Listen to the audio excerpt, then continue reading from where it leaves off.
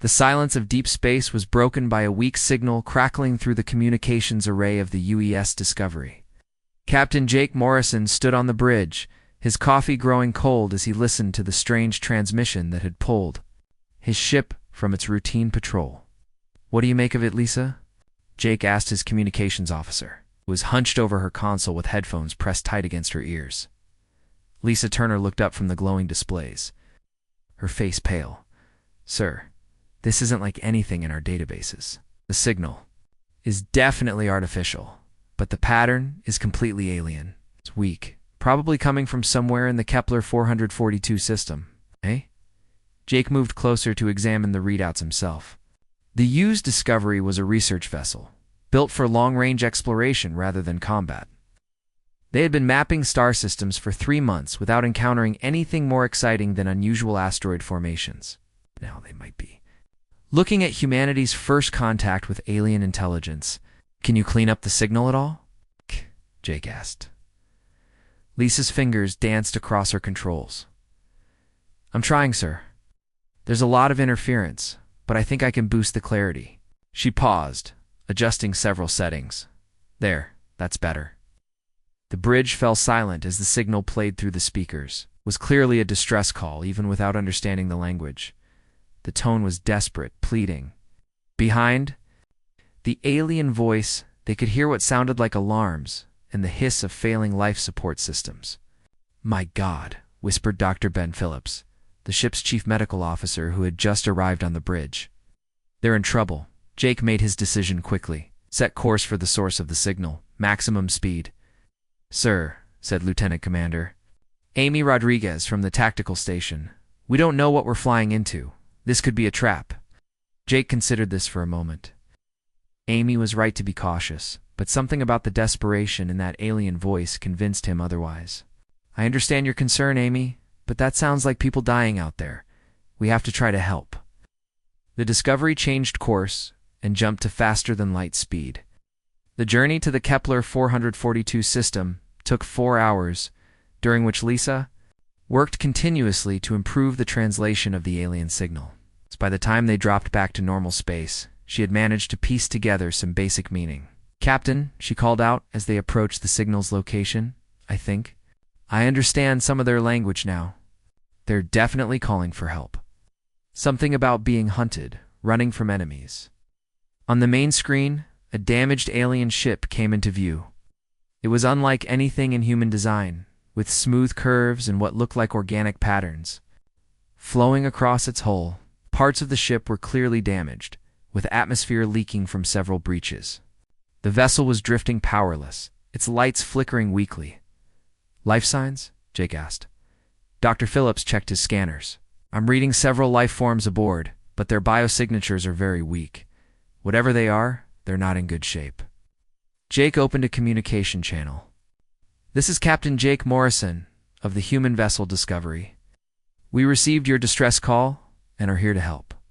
There was a long pause before a reply came through, the alien voice trembling with what sounded like relief and surprise. "Lisa's translation software worked to convert the words into English. You ... You are not Krex. You help us. Please, we are dying. Our ship is broken. Hunters found us 3 days ago. We're not Krex, whoever they are," Jake replied. "We're humans, and yes, we want to help you. Can you tell us how many of your people are aboard?" 12 of us remain," came the translated response. "We are Valari. We run from the Krex Dominion. They destroy our worlds, take our people. We tried to escape, but they found us." Jake looked at his medical officer. "Ben, how quickly can you prepare the medical bay? For alien patients?" "Give me 20 minutes to set up isolation protocols," Dr. Phillips replied. "I have no idea what their biology is like, but I'll do what I can." While the medical team prepared, Amy examined the damage to the alien ship. "Captain, the weapon. Signatures on their hull don't match anything in our files. Whatever hit them was using some kind of advanced energy weapon. It's very precise, very powerful." Jake studied the tactical readouts. The alien ship had been systematically disabled rather than destroyed. Looks like whoever attacked them wanted to capture them alive. Lisa continued working with the aliens to improve communication. Slowly, more of their story emerged. Velari were refugees from a peaceful species that had never known war. Their entire civilization was built around art, science, and cooperation. When the Krex Dominion began expanding into their sector of space, the Velari had no way to defend themselves. They just started taking our worlds, the alien voice explained through the improving translation. Anyone who surrendered became slaves. Anyone who refused was killed. We are all that escaped from our home system. Dr. Phillips returned to the bridge. Medical bay is ready, Captain. I've set up atmospheric controls to match their ship's environment. As closely as possible, Jake opened the channel again. We're going to bring you aboard our ship. Our doctor will take care of your injured. You'll be safe here. Safe. The alien voice seemed confused by the concept. We have not been safe for many months. The Krex always find us. Well, they'll have to go through us first, Jake said firmly. The rescue operation took 2 hours. The aliens were even more fragile than their ship's damage had suggested. The Velari were small beings, barely 5 feet tall, with translucent skin that showed the faint glow of their internal organs. Their large eyes held intelligence and fear in equal measure.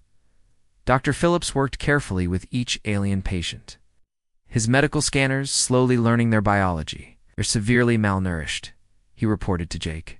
Signs of chronic stress, dehydration, and exhaustion. These people have been running for their lives for a long time. The leader of the Velari refugees was an elderly female who called herself Counselor Zephora. Once she had recovered enough to speak clearly, she met with Jake in the ship's conference room. Your people saved us, she said, her large eyes filled with gratitude. We thought all hope was lost when the Krex found our ship. Tell me about these Krex, Jake said. Are they likely to follow you here? Zephora's skin seemed to darken with fear. The Krex believe the galaxy belongs to them. They see all other species as either useful slaves or obstacles to remove. They have been expanding across our sector for many cycles, conquering every peaceful world they find. What do they want with you specifically? We carry knowledge, Zephora explained. Star charts, location of hidden colonies, scientific research. The Krex would use this information to find and destroy the remaining free peoples of our region. Jake leaned back in his chair, considering the implications. Humanity had just stumbled into a galactic conflict they knew nothing about. How many species have they conquered? Dozens, Zephora replied sadly. Some fought back, but the Krex are too strong. They have weapons and ships far beyond most civilizations. Only a few species have successfully resisted them, and even they cannot stop the Dominion's expansion. Dr. Phillips entered the conference room with his medical report. All 12 of our guests are stable now, Captain. With proper food and rest, they should recover fully. Zephora looked at both humans with wonder. You care for strangers without asking for payment or service. This is not something the Krex would understand. Jake smiled grimly. The Krex sound like they understand only force. Maybe it's time they met someone who speaks their language. He opened a communication channel to Earth Command. Humanity was about to learn that the galaxy was a much more dangerous place than they had imagined. The distress call that had brought them here was just the beginning. The UES Discovery docked with Way Station Alpha 3 days after the rescue. The space station hung in the darkness like a giant wheel, its lights blinking steadily as ships moved in and out of its bays. Admiral Patricia Hayes waited in the docking bay as Captain Jake Morrison escorted the Velari refugees off his ship. Captain Morrison, Admiral Hayes said as they met. Your report mentioned first contact with hostile aliens. I need to know everything. Jake gestured toward the small group of Velari who stayed close together, their large eyes taking in the busy human station with nervous wonder. The refugees have been very helpful, Admiral. They've told us about something called the Krex Dominion. It's bigger and more dangerous than we first thought. Admiral Hayes studied the aliens carefully. They looked so fragile compared to humans, like children who had been through terrible experiences. Bring them to Conference Room 7. I want Dr. Clark to examine them, and we need a full briefing on this Krex threat. Dr. Susan Clark was already waiting in the medical section when the group arrived. She was the station's best xenobiologist, a woman who had spent years studying the possibility of alien life. Now she faced the real thing for the first time.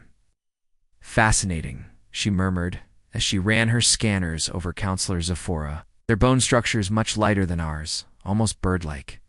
Their skin is semi-transparent, and I can see their circulatory system clearly." Zephora submitted patiently to the examination. "Your Dr. Phillips explained that you need to understand our biology to help us better. We are grateful for your care." Dr. Clark looked up from her readings. "How does your species handle physical stress? Exercise? Combat? That sort of thing?" The question seemed to confuse Zephora. "Combat? We do not understand this word in the way you mean. The Valari have never fought wars. Our world had no dangerous animals, no conflicts between our people. We spent our time learning, creating art, exploring the stars peacefully.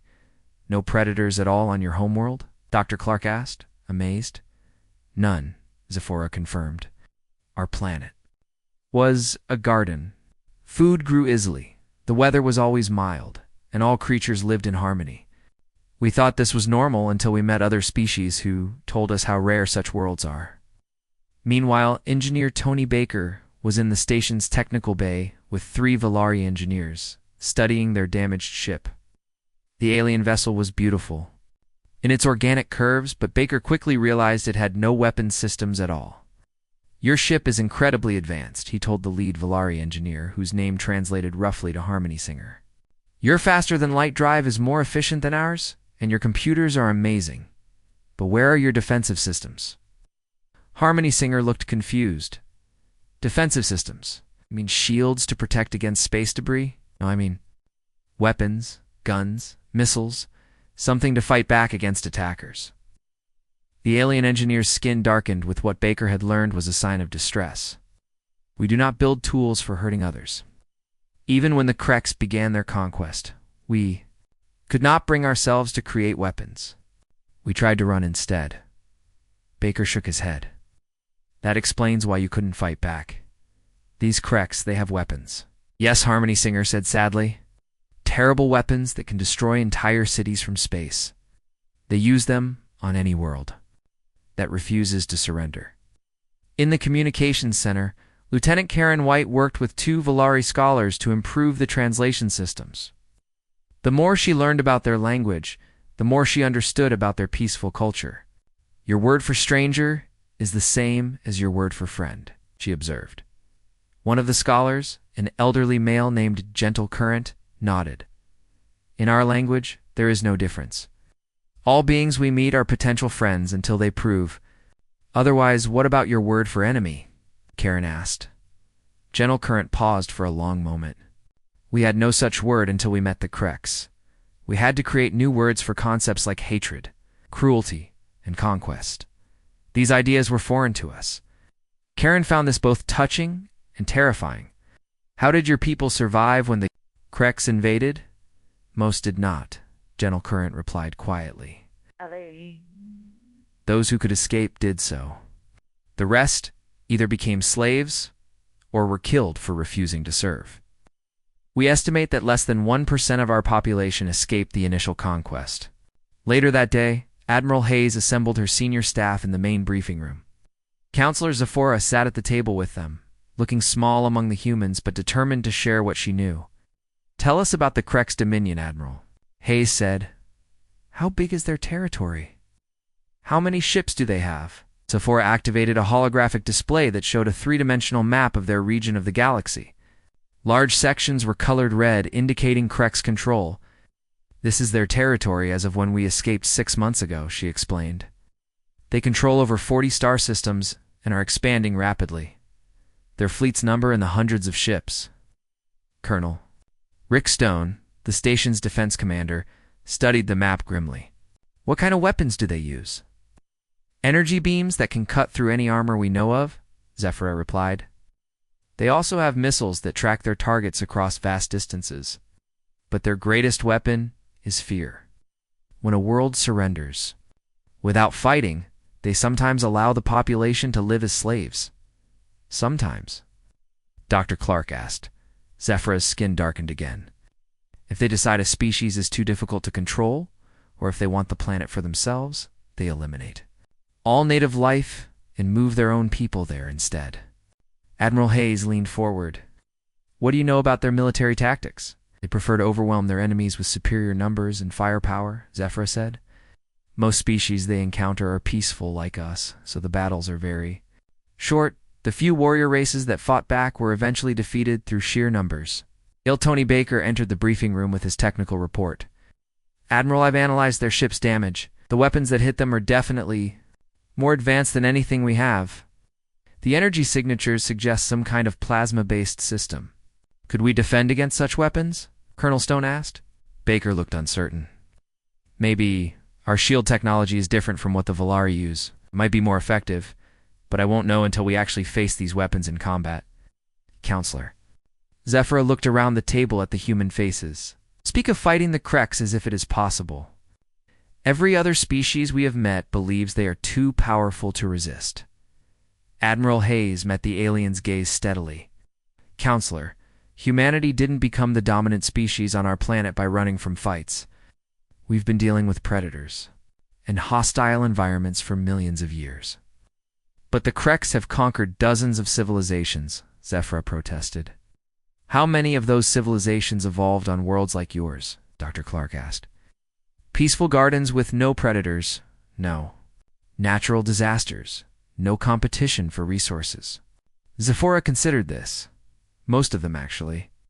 Worlds like yours, with dangerous animals and harsh conditions, are very rare. Most spacefaring species come from peaceful environments. The humans exchanged glances. We're beginning to understand. Something that the Volari and other peaceful species could not grasp. Earth was not a normal world, and humans were not a normal species. Counselor Admiral Hayes said carefully, I think you may have found the right people to help you. But first, we need to know everything about Krek's military capabilities, their expansion patterns, and their immediate plans. Zephyr straightened. In her chair, hope beginning to glow in her large eyes. We will tell you everything we know. But please understand the Kreks have tracking systems. They may have already detected our presence here. Let them come, Colonel Stone said grimly. It's time someone taught these bullies what happens when they pick on the wrong species. Outside the conference room windows, construction crews worked on expanding Waystation Alpha's defensive systems. None of them knew that their quiet research station was about to become the front line in humanity's first interstellar war. 3 weeks had passed since the Volari refugees arrived at Waystation Alpha. The aliens had settled into their temporary quarters and were slowly recovering from their ordeal. Dr. Clark had learned much about their biology, while Tony Baker worked with their engineers to understand Krek's technology better. Everything seemed peaceful until the morning, when Lieutenant Karen White burst into Admiral Hayes' office. Admiral, we have a problem, Karen said, breathing hard from running through the station corridors. Long-range sensors are picking up. Multiple ships approaching our position. The energy signatures match what the Volari described for Krek's vessels. Admiral Hayes stood up quickly from her desk. How many ships and how far out? 7 vessels, moving fast. I'll be here in less than 6 hours, Karen replied. The lead ship is broadcasting a message on multiple frequencies. Put it through. To the main communications array, Hayes ordered as they hurried toward the command center. Colonel Rick Stone was already at his post when they arrived. Studying the tactical displays with a grim expression, Admiral, these ships are bigger than anything we have in the sector. The largest one reads is nearly twice the size of our heaviest cruiser. On the main screen, the approaching Krek's fleet appeared as red dots, moving steadily toward the station. The lead vessel began transmitting its message in broken but understandable English. Attention, human facility. The harsh alien voice echoed through the command center. You possess stolen property of the Krek's Dominion? The Volari criminals aboard? Your station belonged to us. We'll surrender them immediately or face the consequences. Admiral Hayes activated the reply channel. This is Admiral Patricia Hayes, commanding officer of Waystation Alpha. The beings you call criminals are refugees under human protection. We do not recognize your claim to them. The response came back quickly, filled with anger. You do not understand, humans. The Volari are property of the Krex Dominion. They possess information that belongs to us. Your interference will not be tolerated. Then you don't understand us, Hayes replied firmly. These people came to us asking for help and we gave it to them. That's what civilized beings do. Oh. There was a long pause before the Krex commander spoke again. Civilized. You harbor fugitives and refuse lawful demands. This is not civilized behavior. You have one of your hours to deliver the Volari to us, or we will take them by force. The transmission ended, leaving the command center in tense silence. Hayes turned to Colonel Stone. What are our defensive capabilities? Stone pulled up the station schematics on his display. We have 12 defensive platforms around the station, each armed with plasma cannons and missile launchers. The UES Discovery is still docked, and we have 2 patrol ships in the area. Against 7 Krex vessels, we're badly outnumbered. What about reinforcements? Hayes asked. The nearest fleet units are 4 days away, Stone replied. Admiral Davis and the UES Defiance Battle Group are responding to our emergency call, but they won't arrive in time. Dr. Clark entered the command center with Counselor Zephora, who looked terrified despite her efforts to remain calm. Admiral Zephora has more information about Krex tactics that might help. Hayes nodded to the Volari leader. Tell us what. You know about how they fight. Zephra's skin was pale with fear, but her voice remained steady. The Krex prefer overwhelming force. They usually demand surrender first, then attack if refused. Their weapons can penetrate most shields, and they target life support systems to force quick surrenders rather than destroy ships completely. Why don't they just destroy everything? Stone asked. Dead slaves are worthless, Zephora replied sadly. They want to capture as many prisoners as possible. But if resistance continues too long, they will kill everyone rather than waste more. Time. Captain Jake Morrison arrived from the Discovery with his senior staff. Admiral, my ship is ready for combat. We're not much against 7 Krex vessels, but we'll do what we can. Hayes looked around at the faces surrounding her. Humans preparing for their first real battle against aliens, knowing they were outnumbered and outgunned. But none of them suggested surrender. Very well, she said. All personnel to battle stations. Civilian staff to emergency shelters. This is not a drill. Warning alarms began sounding throughout the station as people hurried to their assigned positions. The Volari refugees gathered in their quarters, holding each other in fear as they heard the sounds of humans preparing for war. Tony Baker was in the engineering section, working frantically to boost the station's shield generators. If the Krex weapons work like Zephora described, our shields might not stop them, he told his team. But maybe we can make them work harder to break through. In the medical bay, Dr. Phillips prepared for casualties while Dr. Clark helped evacuate the Volari to the most protected part of the station. Stay together and stay calm, she told them. We're going to protect you. Why? Asked Gentle Current, the elderly Volari scholar. You barely know us. Why risk your lives for strangers? Dr. Clark paused in her preparations. Because it's the right thing to do. Where we come from, you protect people who can't protect themselves. Door. On the bridge of the Discovery, Captain Morrison reviewed the tactical situation with his crew. Amy, what's your assessment of our chances? Lieutenant Commander Rodriguez studied her displays. Honestly, Captain, in a straight fight we lose badly. But maybe we don't have to fight straight. What do you mean? The Krex expect us to fight like the Volari and other peaceful species they've conquered, Amy explained.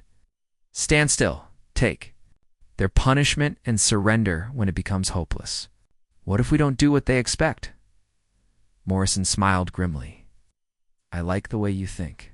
What do you suggest? Meanwhile, in the command center, Admiral Hayes opened a channel to the approaching Krex fleet. Krex Commander, this is your final warning. Turn around and leave this system immediately, or face the consequences. The alien commander's laughter was harsh and mocking. You threaten us? 7 ships against your pathetic station? We have conquered species with fleets 10 times larger than your entire presence here. Those species weren't human, Hayes replied calmly. Human Volari, it makes no difference to the Krex Dominion. You are all inferior beings who exist to serve us. Your hour is finished. Prepare to surrender or be destroyed. Hayes closed the channel and turned to Stone. all weapons free. Engage the enemy. The Krex fleet spread into attack formation as they approached the station. Their ships were ugly things, covered in weapon ports and armor plating. They moved with the confidence of predators who had never faced serious resistance.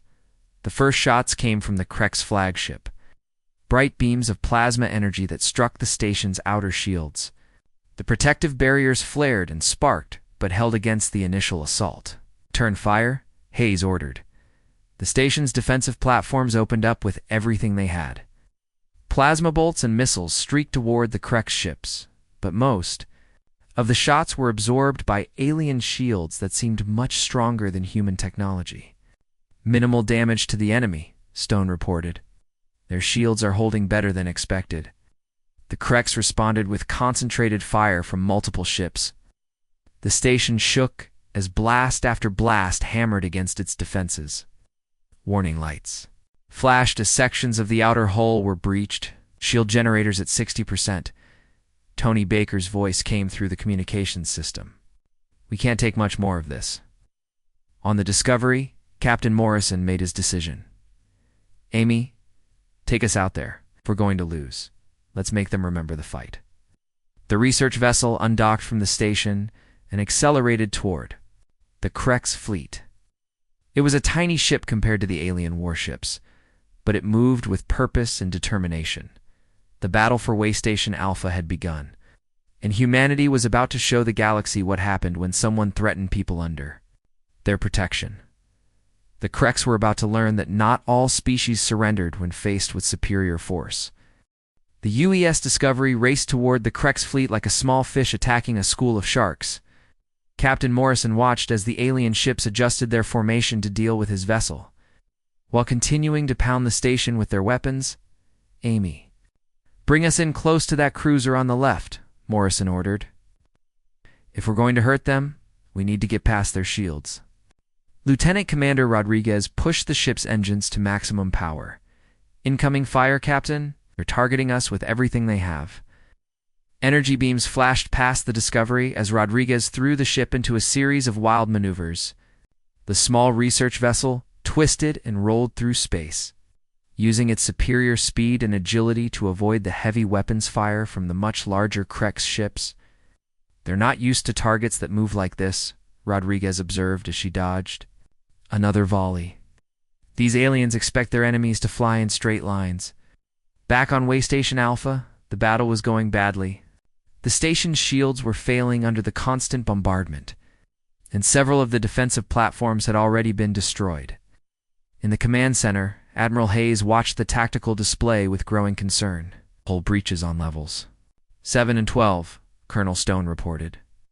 We're losing atmosphere in the outer sections. Seal those areas and evacuate the personnel, Hayes ordered. Tony, how much longer can the shields hold? Tony Baker's voice crackled over the communications system from the engineering section. Maybe 10 more minutes, Admiral. The generators are overheating. Hayes clenched her fists. They needed a miracle, and they needed it soon. The miracle came from an unexpected source. Commander Steve Johnson, the station's chief security officer, had been studying the Krex boarding procedures that Dr. Clark had learned from the Valari refugees. He realized that the aliens always tried to capture ships intact when possible. Admiral. Johnson's voice came through the command center speakers. I have an idea. The Krex want to board us, right? What if we let them? Explain, Hayes said quickly. We fake a shield failure and let them think they've won when they board the station. We hit them with everything we've got. Close quarters combat, human style? Hayes considered this for a moment. It was risky, but their current strategy was clearly failing. Do it, but make sure our people are ready. Johnson smiled grimly as he activated the station's internal communications. All security teams, this is Commander Johnson. We're about to have unwelcome visitors. Remember your training and show these aliens what happens when they mess with humans. On the Discovery, Morrison's desperate attack run was finally paying off. The ship had managed to slip past the Krex cruiser's shields and was now flying alongside the massive alien vessel. Fire everything we have directly into their hull, Morrison ordered. the Discovery's weapons, designed for scientific sampling rather than combat, tore into the Krek ship's armor. The alien vessel shuddered as explosions rippled along its side. "We're hurting them," Rodriguez reported with satisfaction. "They're trying to ram us."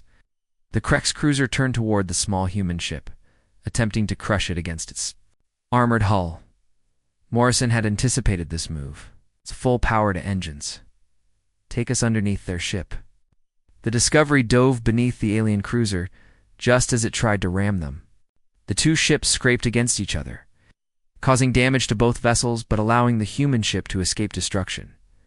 Meanwhile, on Waystation Alpha, the fake shield failure had worked perfectly. The Krek's fleet stopped firing as the station's defenses appeared to collapse. Within minutes, alien boarding craft were docking with the station's outer airlocks. The first Krek's warriors to enter the station were tall, reptilian creatures with thick armor and powerful energy weapons. They moved confidently through the corridors, expecting to find frightened humans cowering in fear like the peaceful species they were used to conquering. Instead, they found Sergeant Mary Thompson waiting for them. Thompson had been a Marine for 15 years before joining the station security force. She had fought in 3 different conflicts on Earth and knew how to handle dangerous situations. As the first Krek's warrior rounded the corner, she introduced him to human military tactics. The alien never saw the explosive charge that had been placed in the corridor wall. The blast threw him backward into his companions, creating chaos in the boarding party. "Welcome to Waystation Alpha," Thompson said as she and her team opened fire with their weapons. "We hope you enjoy your stay." They could find the humans knew the station's layout perfectly, turning the corridors and maintenance shafts into a maze of deadly ambushes. In the medical section, Dr. Phillips had armed himself with a plasma cutter normally used for surgical procedures.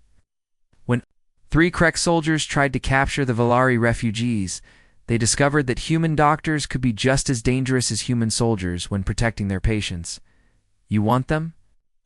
Phillips said as he blocked the corridor with his improvised weapon. "You'll have to go through me first." The Krek's warriors had never faced such fierce resistance from what they considered a non-combat species. They were used to conquering beings who surrendered at the first sign of violence. Humans, it seemed, became more dangerous when threatened. Baker was having his own problems in the engineering section. A team of Krek soldiers had breached the main reactor room and were trying to take control of the station's power systems. Baker had other ideas. "Computer, initiate emergency atmospheric purge in engineering section C," he ordered. The station's life support system began pumping out the normal air, replacing it with a nitrogen-heavy mixture that humans could breathe. With difficulty, but that made the Krek's warriors dizzy and weak. What are you doing?" One of the alien soldiers gasped as he struggled to breathe. "Changing the air to something we can handle better than you," Baker replied as he and his team moved in to capture the weakened aliens. "We learned about your biology from our refugee friends."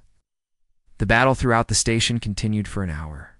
The Kreks had expected a quick victory, but instead found themselves fighting room by room against humans who refused to surrender and used tactics they had never encountered before. "Commander," Johnson coordinated the defense from the Central Security office, watching as his people turned the station into a death trap for the invaders. The humans used maintenance tunnels to move around unseen, set traps with improvised explosives, and fought with a ferocity that shocked the alien warriors. "Status report," Johnson called out over the communications system. "Section A is clear," came Thompson's voice. "We've captured 6 Krek soldiers and eliminated 4 more. Engineering is secure," Baker reported. "We've got 8 prisoners and their weapons. Medical bay is safe," Dr. Phillips added. "The refugees are unharmed." On the Discovery, Captain Morrison saw the change in the battle. The Krek ships had stopped firing on the station and were now focused on supporting their boarding parties. But the human ship was still causing damage to the alien fleet. "Amy, take us to the next target," Morrison ordered. "These aliens need to learn that humans don't give up easily." The research vessel, now scarred and damaged from its attacks, moved toward another Krek ship. Morrison had realized that the aliens' biggest weakness was their assumption that all enemies would fight like the peaceful species they had conquered before. But humans were not peaceful. They were predators from a world that had tried to kill them for millions of years. And when someone threatened people under their protection, they became very dangerous indeed. The tide of battle was turning, and the Kreks were beginning to understand that they had made a serious mistake by attacking Way Station Alpha. The arrival of Admiral Paul Davis and the UES Defiance changed everything. The massive human battleship dropped out of faster-than-light travel with 3 escort cruisers, their weapons already charging for battle. Admiral Hayes felt relief flood through her as she watched the reinforcements take position. Admiral Davis, to Way Station Alpha, came the voice over the communications system. "We received your distress call. What's the situation?" 7 Krek ships attacking the station, Hayes replied quickly. "We've been holding them off, but we need help." Davis studied the tactical display on his ship's bridge. The Krek's fleet was in disarray, with 2 of their ships damaged and their boarding parties trapped on the human station. This was not what he had expected to find. "Impressive work," Admiral Davis said. "My compliments to your people. Now let's finish this." The Defiance and her escort ships moved into attack formation. Unlike the research vessel Discovery, these were purpose-built warships with heavy armor and powerful weapons. The Krek's fleet found themselves caught between the station's remaining defenses and the arriving human battle group. On Way Station Alpha, Commander Johnson received word that reinforcements had arrived. "All teams, this is Johnson. The cavalry has arrived. Time to finish cleaning house." In the engineering section, Tony Baker had been interrogating the captured Krek soldiers about their technology. The aliens were confused and frightened by their defeat, unable to understand how their superior numbers and weapons had failed them. "Your weapons are stronger than ours," Baker told the lead Krek's prisoner. "Your ships are bigger, your technology more advanced, but you made one critical mistake." "What mistake?" the alien warrior asked, his reptilian eyes showing genuine puzzlement. "You assumed we would fight like the other species you've conquered," Baker explained. "You expected us to surrender when faced with superior force? But humans don't work that way." Dr. Phillips arrived with medical supplies to treat both human and alien wounded. As he worked on an injured Krek soldier, the alien stared at him in confusion. "Why do you help me?" the wounded warrior asked. "I came here to capture your people. 'Cause you're hurt, and I'm a doctor," Phillips replied simply. "It's what we do." The concept seemed to baffle the Krek soldier completely. In their culture, showing mercy to enemies was seen as weakness. Outside in space, the battle was reaching its climax. The Defiance had engaged the Krek's flagship, while the escort cruisers dealt with the remaining alien ships. Admiral Davis coordinated the attack with cold efficiency. "Target their weapon systems first," he ordered. "I want prisoners for questioning, not wreckage." Human warships used tactics that the Kreks had never encountered. Instead of engaging in the formal battle lines that most species preferred, the human ships moved in complex patterns, using asteroids and debris as cover while they closed in for devastating close-range attacks. Captain Morrison, still fighting, in the damaged Discovery, watched as the professional military showed how space combat should be done. "Now that's how you handle bullies," he said to his crew. The Krek's fleet commander realized that his forces were being systematically destroyed. He opened a communication channel to the human ships. "Human vessels, we request negotiations." The alien voice said, the arrogance now replaced by uncertainty. Admiral Davis responded coldly. "Came here demanding our surrender. You attacked a civilian station and threatened refugees under our protection. What makes you think we're interested in negotiations?" We did not understand," the Krek's commander replied. "Your species fights differently than others we have encountered. Perhaps we can reach an agreement." "The only agreement you're getting is this," Davis said firmly. "You will surrender your ships immediately and submit to questioning. Any attempt to escape or resume hostilities will result in the complete destruction of your fleet." There was a long pause before the Krek's commander responded. "We surrender." One by one, the remaining Krek ships powered down their weapons and allowed human boarding parties to take control. The aliens who had come expecting easy victory found themselves prisoners of the species. They had tried to conquer, and in the station's main conference room, Admiral Hayes met with the captured Krex. Fleet Commander. The alien was tall and intimidating, but his confidence had been completely shattered by the defeat. "I am War Leader Thekmor of the Krex Dominion," he said, trying to maintain some dignity. "I demand to know why your species interferes with our rightful expansion." "Rightful expansion?" Hayes asked calmly. "You mean the conquest and enslavement of peaceful species?" "They are weak," Thekmor replied. "The strong have the right to rule the weak. This is the natural order." Admiral Hayes leaned forward in her chair. "Let me explain the natural order as humans understand it, War Leader. On our world, the strong protect the weak from predators. That's what civilized beings do." Counselor Zephyra entered the room with Dr. Clark, moving carefully past the bound. "Krex Commander." The Valari leader looked at her former tormentor with a mixture of fear and amazement. "You have been defeated," she said quietly to Thekmor. "The humans have done what no other species could do." The Krex commander stared at the small alien with confusion. "How? Your species has no weapons, no warriors. Should have been easy." "Pray.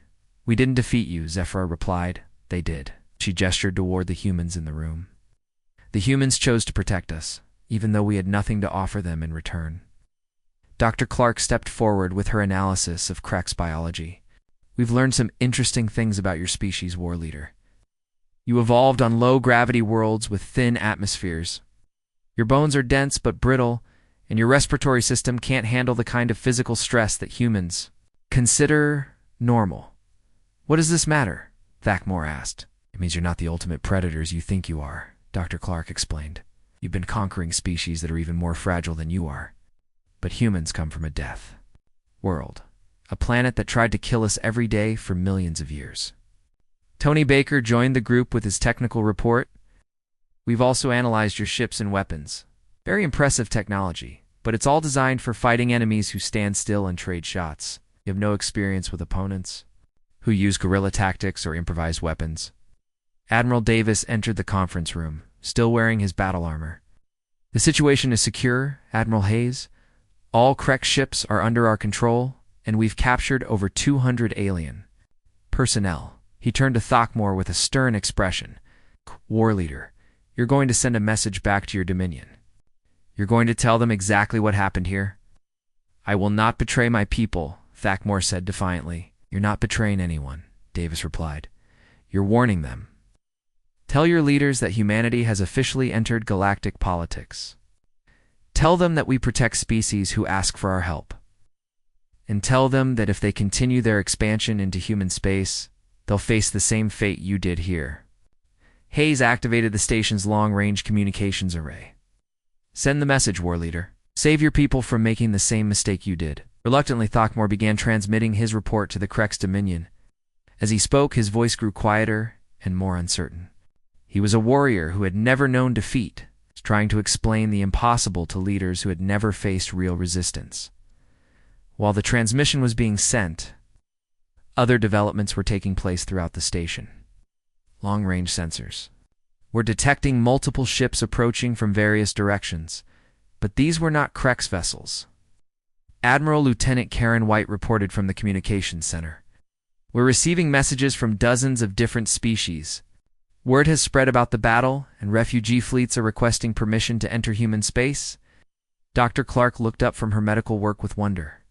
"Admiral, I think we've started something much bigger than we realized." Outside the conference room windows, the first of many refugee ships could be seen approaching Way Station Alpha, species that had been hiding from the Krex Dominion for years were finally seeing hope again. Counselor Zephyra looked at the approaching ships with tears. In her large eyes, "You have given us something we thought was lost forever," she told Admiral Hayes. "You have given us hope." Admiral Hayes watched as more ships continued to arrive, each one carrying beings who had suffered under Krex oppression. Humanity had intended to help 12 Valari refugees, but instead they had become the beacon of hope for the entire galaxy. The age of human expansion had begun, not through conquest, but through the simple act of protecting those who could not protect themselves.